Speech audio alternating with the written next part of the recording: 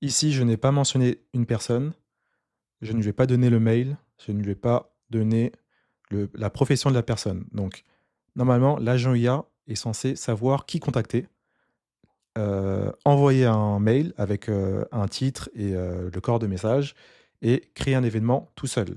On va voir s'il est capable de le faire ou pas. Donc là, on voit qu'il a cherché le contact en premier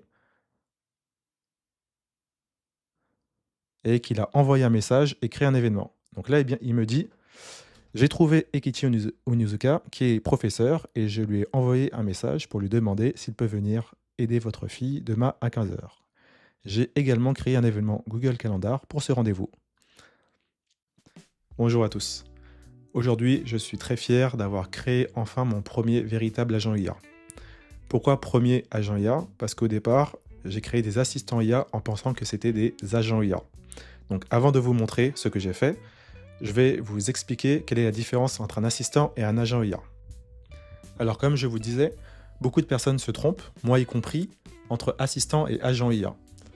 Alors pour ce faire, je vais vous donner un exemple très simple, parce que je pense que ça va parler à tout le monde, comment un assistant se gère comparé à un agent IA.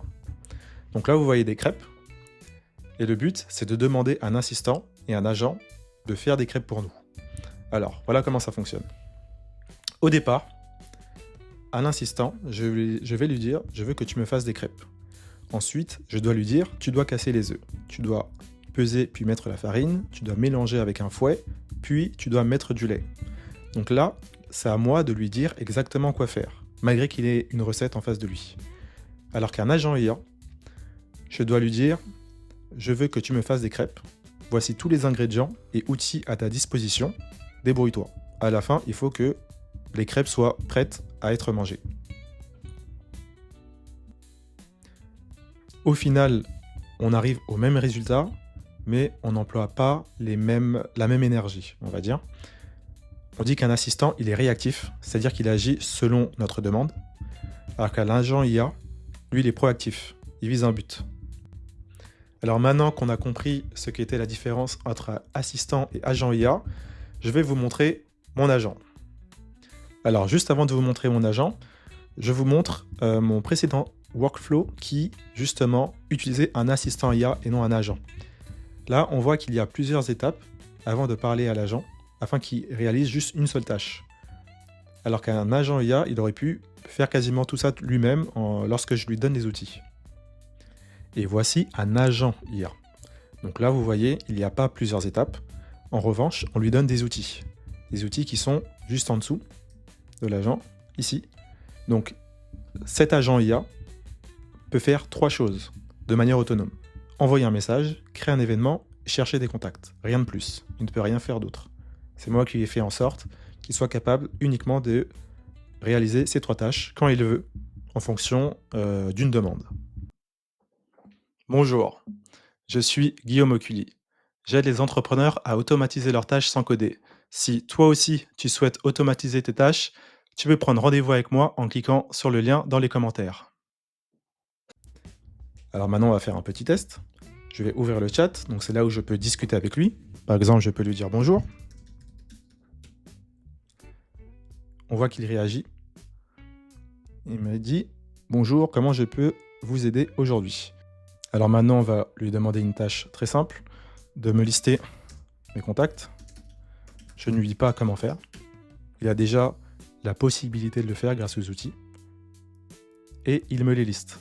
Donc là, on voit qu'on en a 5. Il y a Monkey D. Luffy, Kurosaki Ichigo, Gunfrix, Itachi Uchiha et Ekichi Onizuka. Avec comme information donc le nom, le métier et l'email. Comment il a ça? C'est parce que je lui ai donné l'outil de chercher les contacts dans ma base de données qui s'appelle Airtable. Voici ma base de données Airtable. Donc j'ai bien les 5 contacts avec comme information nom, email et profession. J'aurais pu ajouter une autre colonne et l'agent IA aurait eu connaissance de cette nouvelle colonne. Donc on retourne ici et maintenant, étant donné que mon agent IA est capable d'envoyer un message, écrire un événement, on va essayer de le faire. Donc là, je peux dire envoie un message à Luffy lui demandant S'il est prêt à naviguer sur Grand Line. L'IA comprend ma demande et il a envoyé le message. Et là, qu'est-ce qu'il me dit? Le message a bien été envoyé à Luffy pour demander s'il est enfin prêt pour naviguer sur Grand Line. Maintenant, on va vérifier si le mail a bien été envoyé. Et ici, on voit bien que le mail a été envoyé à Luffy. Bien évidemment, j'ai eu un mail de retour pour me dire que le mail n'existe pas. Mais on voit bien que ça a été envoyé à la bonne personne. Et ce qui est super avec un agent IA, c'est qu'il est super intelligent. C'est-à-dire que je n'aurai pas besoin de donner le nom d'une personne. Il va comprendre ma demande et il peut réaliser une tâche. Je vais vous donner un exemple très simple. Ma fille a du mal à faire ces exercices de mathématiques. Trouve une personne qui peut l'aider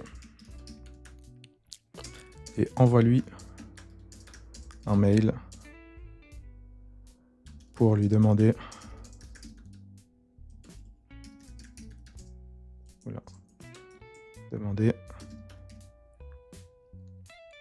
s'il peut venir demain à 15h. Envoie-lui créer également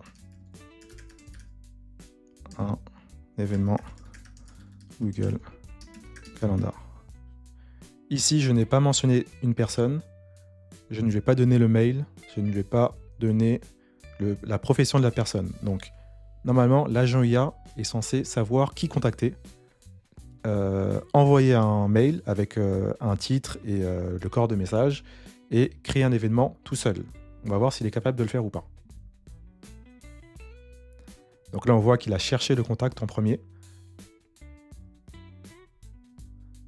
et qu'il a envoyé un message et créé un événement. Donc là, eh bien, il me dit « J'ai trouvé Eikichi Onizuka, qui est professeur, et je lui ai envoyé un message pour lui demander s'il peut venir aider votre fille demain à 15h. J'ai également créé un événement Google Calendar pour ce rendez-vous. » Donc là, c'est bien parce qu'on voit les logs, juste ici, qui montrent les étapes que lui-même a réalisées.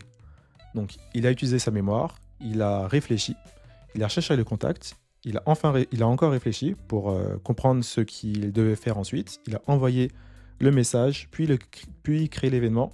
Il a encore réfléchi, il a ajouté les informations dans sa mémoire.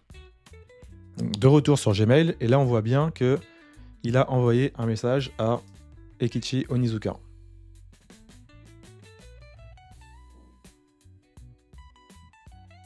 Et si je vais ici, donc sur Calendar, on regarde pour demain, aide en mathématiques, il a bien envoyé à la bonne personne avec le titre, il a invité et demande bien de l'aide pour des exercices de mathématiques de 15h à 16h. Voici la puissance des agents IA. Il y a encore plein de possibilités, c'est même illimité, j'ai envie de vous dire, tout dépend de ce que vous souhaitez faire. Si vous souhaitez que je vous crée des agents IA, vous pouvez me contacter en cliquant sur le lien dans les commentaires.